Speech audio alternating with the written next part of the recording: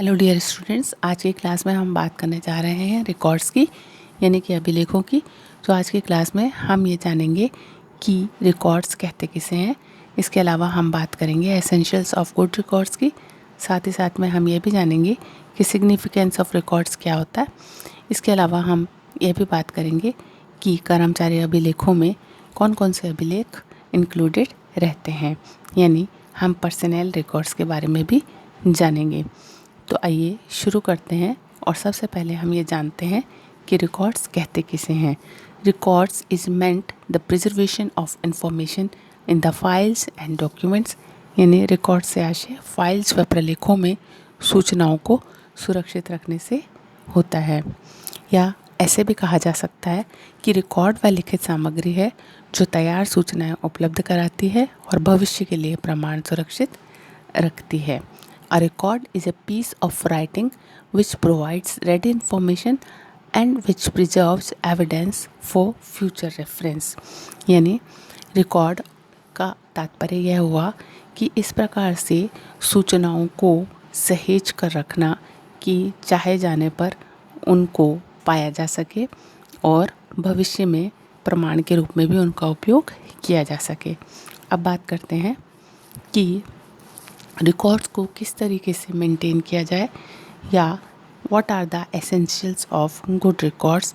Records को maintain करते समय किन बातों को ध्यान में रखा जाना चाहिए। इनमें सबसे पहला है बेस्ड ऑन क्लियर ऑब्जेक्टिव्स, कि जो रिकॉर्ड्स हैं वह स्पष्ट रूप से निर्धारित उद्देश्यों पर आधारित होने चाहिए। The objectives for which it is maintained should be clearly state. And the second is consistent with requirement, यानी यह आवश्यकता अनुरूप होना चाहिए।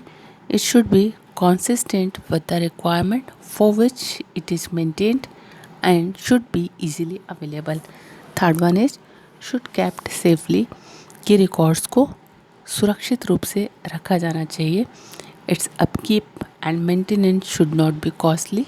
It should B kept under lock and key to ensure that it is not misled और pilfered, यानी कि ये रिकॉर्ड इस तरीके से रखे जाएं कि ना तो इनकी चोरी हो सके ना ही यह खोएं। तो इस प्रकार से इन्हें सुरक्षित रखा जाना चाहिए। एंड पीरियडिकली रिव्यूड, कि जो रिकॉर्ड्स हैं इनकी समय समय पर समीक्षा की जानी चाहिए और इन्हें अप टू डेट बनाए रखा जाना चाहिए। It should be periodically reviewed and brought up to date. And next is accessible, यानी कि यह पहुंच के योग्य होने चाहिए। It should be maintained in such a manner that the information it contains is easily accessible. And the next is specific maintenance, की इनका रख रखाव बहुत विशिष्ट होना चाहिए। The record of different kind of information should be kept and maintained in separate files and dockets for ready reference। and duplication should be avoided, कि records को मेंटेन करते समय इस बात का विशेष ध्यान रखा जाए कि सूचनाओं के रखरखाव में दोहराव नहीं आए, ना ही कोई इम्पॉर्टेंट सूचना रखरखाव से रह जाए या वंचित रह जाए। Duplication of entries in different record should be avoided. अब बात करने जा रहे हैं assign the responsibility of maintaining records, कि रिकॉर्ड्स को मेंटेन करने के लिए किसी व्यक्ति को पर्टिकुलरली रिस्पॉन्सिबल बनाया जाना चाहिए। Some particular person should be entrusted with the responsibility of maintaining records। and the next is easily identifiable, कि जो records maintain किए जाएं वो easily identifiable होने चाहिए। it should be easily identified and differentiated from another records। and next is procedural manual should be maintained।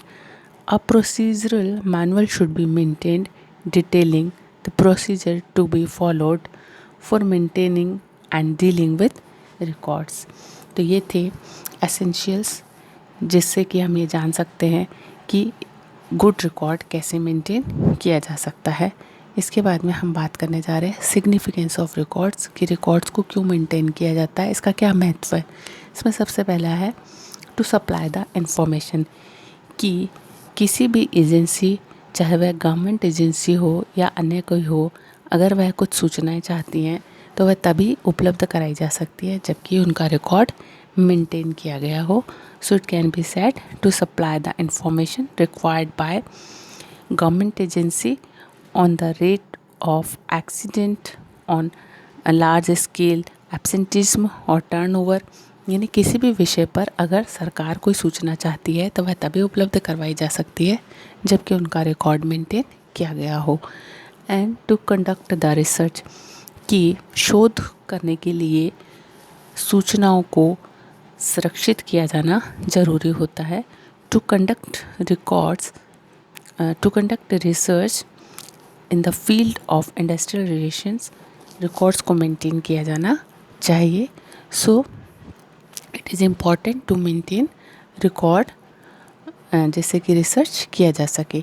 To prepare training and development programs, कि training and development program को अगर organise करना है तो ये ज़रूरी है कि मैनेजमेंट के पास में रिकॉर्ड्स हों, जैसे कि वह क्लियरली डिसाइड कर सके कि किस पर्टिकुलर फील्ड में training and development programme organise किए जाने हैं. So to enable personnel manager to prepare training and development programme, record maintain किए जाते हैं.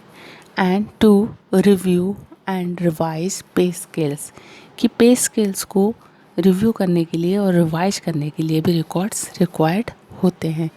And to keep and maintain up to date data, to keep and maintain up-to-date data on leave, transfer, promotion, dismissal, strike and इस तरीके के और भी कई सारे मैटर्स, जैसे कि लॉकआउट्स हैं एंड मैंडेज लॉस्ट है, एक्सपेंडिचर है.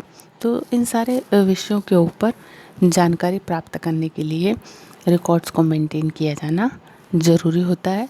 अगर रिकॉर्ड्स मेंटेन नहीं होंगे तो किसी भी प्रकार की ना तो रिसर्च हो सकेगी, ना ही कोई पॉलिसी डिटरमाइन किया जा सकेगा, ना ही गवर्नमेंट कोई योजनाएं बना जा सकती है. इसलिए ज़रूरी होता है कि रिकॉर्ड्स को मेंटेन किया जाए और इस तरीके से एक इंडस्ट्री को, एक संस्था को प्रॉपरली चलाने के लिए, साथ ही साथ में सरकार को सूचनाएं उपलब्ध कराने के लिए रिकॉर्ड्स को मेंटेन किया जाना ज़रूरी होता है. इसके बाद में हम बात करने जा रहे हैं कि कर्मचारी अभिलेखों में क्या क्या इंक्लूडेड रहता है. कर्मचारी अभिलेखों में job application and test scores को इंक्लूड किया जाता है.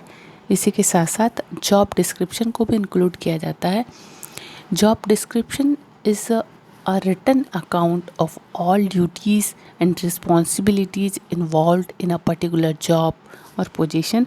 तो जॉब डिस्क्रिप्शन यह क्लियर करता है कि एक ऑर्गेनाइजेशन अपने एम्प्लॉय में क्या क्या क्वालिटीज़ को एक्सपेक्ट करता है और वह उनसे क्या आउटपुट चाहता है.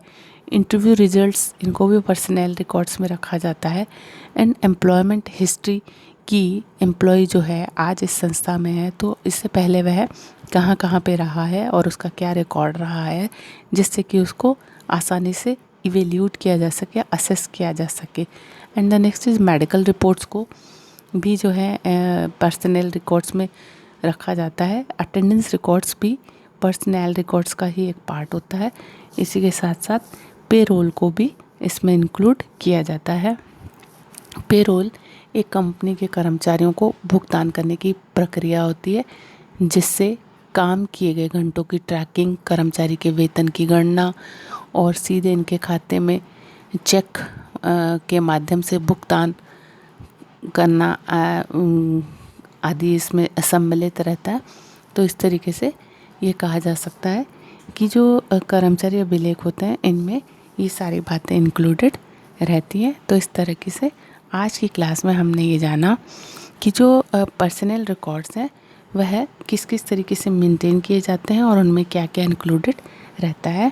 पर्सनल रिकॉर्ड्स में इनके अलावा एम्प्लॉय रेटिंग्स को भी इंक्लूड किया जाता है, यानी कि एम्प्लॉय का इवैल्यूएशन करके, उसके परफॉर्मेंस का इवैल्यूएशन करके ये देखा जाता है कि वह किस स्तर का है, एवरेज, अबव एवरेज, एक्सीलेंट या फिर गुड कैटेगरी में, किस कैटेगरी में. इसके अलावा ट्रेनिंग रिकॉर्ड्स को भी इसमें इंक्लूड किया जाता है और इसके अलावा लीव रिकॉर्ड्स इसमें इंक्लूडेड रहते हैं कि एम्प्लॉय का लीव रिकॉर्ड कैसा है, क्या वह बहुत अधिक लीव्स अवेल करता है या लीव्स कम लेता है या किस ग्राउंड पे वह लीव लेता है। एक्सीडेंट एंड सिकनेस रिकॉर्ड्स को भी इसमें इंक्लूड किया जाता है, ग्रीवांस रिकॉर्ड्स इसमें इंक्लूड किए जाते हैं एंड कॉन्ट्रैक्ट ऑफ एम्प्लॉयमेंट को इसमें इंक्लूड किया जाता है।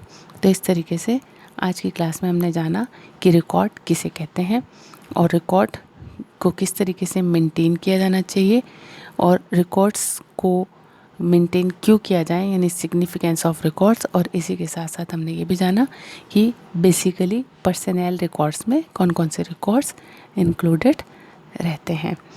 Thank you, that's all for today. Thank you so much.